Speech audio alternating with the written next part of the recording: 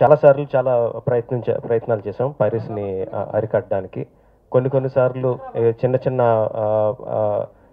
విజయాలే దక్కినాయి గానీ పెద్దగా ప్రభావం చూపించలేకపోయామండి. అప్పుడప్పుడు కొన్ని సార్లు చేయగలిగాం గానీ జరిగినప్పుడు చిత్తూరులో థియేటర్లో పైరసీ జరిగిందని తెలిసి, అంటే ప్రతి ప్రింట్ మీద ఇప్పుడు డిజిటల్ మీడియం అయిపోయిందండి.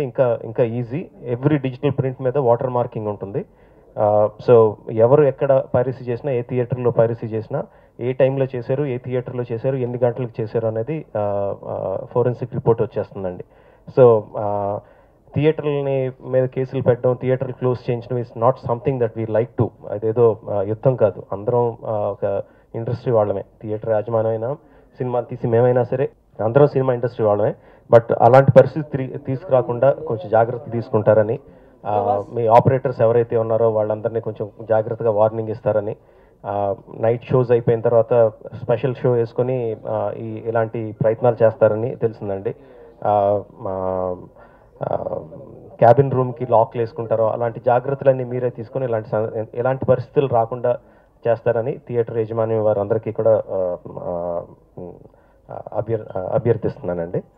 అండ్ చాలా నేను ఒక్కసారి ఎప్పుడో ఒక 3 months బ్యాక్ ఒక్కసారి ఒక ఫ్రెండ్ ఇంట్లోనూ ఎక్కడో కలిసానండి, చంద్రశేఖర్ గారిని. బెంగళూరు జాయింట్ కమిషనర్ ఆయన. చాలా చాలా మామూలు వ్యక్తి. చాలా మామూలుగా ఏంటండి పైరసీ అంటే ఏంటి అని చాలా క్యాజువల్గా అడిగారు. దానికి నాకు తెలిసింది ఏదో చెప్పాను. ఆయన ఏదో గట్టిగా నేను యాక్షన్ తీసుకుంటున్నాను అలాంటిది కూడా ఏం చెప్పలేదు. బట్ టక్మని ఒక 3 days బ్యాక్ వచ్చిన న్యూస్ ఏంటంటే చాలా సీరియస్గా తీసుకున్నారని. అండ్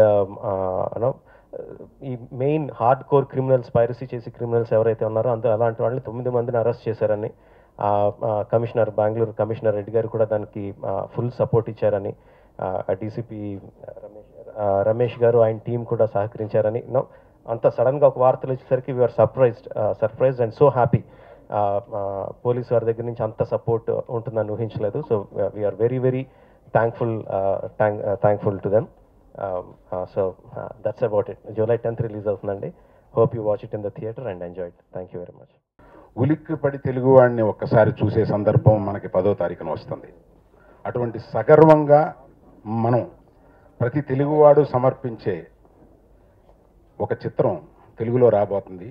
తెలుగు వాళ్ళకి జేజేలు కొట్టే రోజు ఆ రోజు.